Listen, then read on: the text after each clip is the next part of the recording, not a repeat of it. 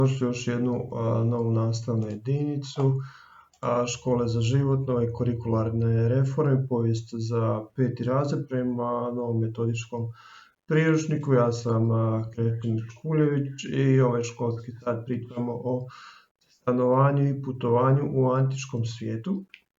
S tim da moramo reći da ćemo uglavnom pričati o putovanju, jer smo prethodni školski sati već pričali nešto o rimskoj kući i naglasak će biti zapravo na Rimu.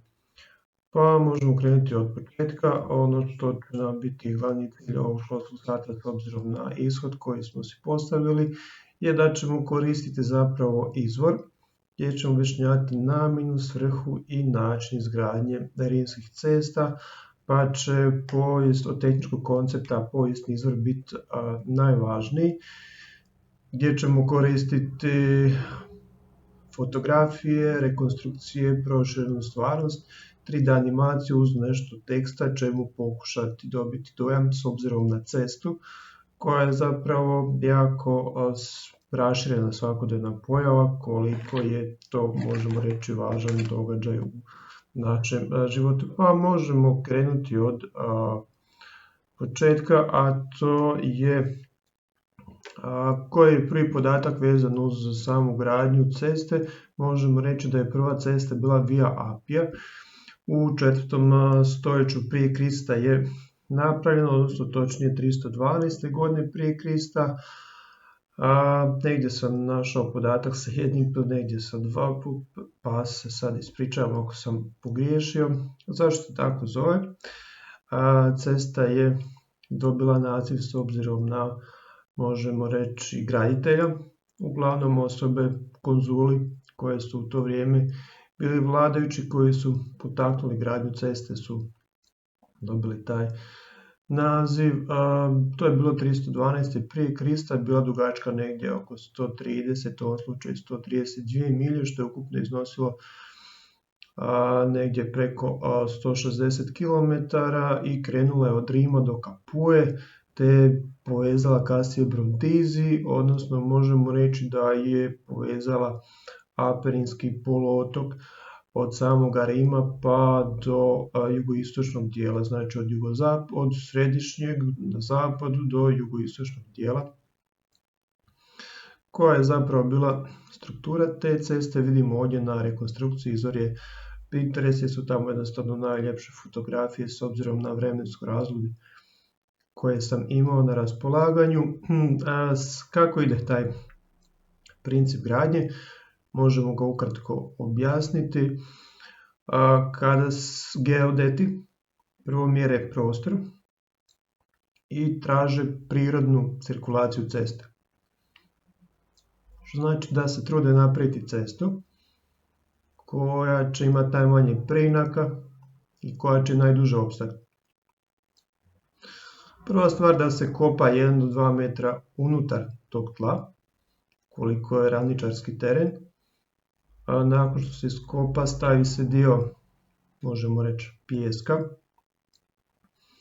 kao nekakva mekana podloga, nakon čega ide grubi kamen sa istovezenim tkivom, danas bi mi rekli cement, vapno, nakon čega ide zapravo sitni kamen, odnosno krupni šljunak, nakon čega ide sloj koji je identičan, možemo reći, prvom sloju, na neki način pijesak koji stvara podlogu za zadnji sloj koji predstavlja zapravo popločavanje te ceste.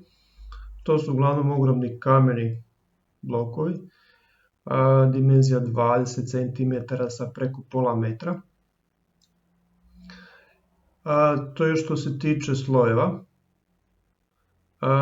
Sada kada su pitanje dimenzije ceste, imamo više verzija, recimo što će više biti princip kasnije, ali to ćemo još pričati kasnije na ostalim fotografijama, ali od 3 do 10 metara otprilike su podaci koje sam ja našao za širinu ceste.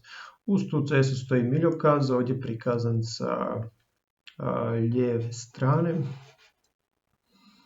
koji daje oznaku na kojoj se cesti nalazimo, na kojoj milji, i na taj način taj miljokaz je bio svakih 1000 koraka, odnosno 1 milja, odnosno 1480 metara. Ti miljokazi su govorili pješacima uglavnom gdje se nalazi iduće odmaralište i gdje se trenutno nalaze, da sami znaju što moraju napraviti sa svojim tempom koji su trenutno imali.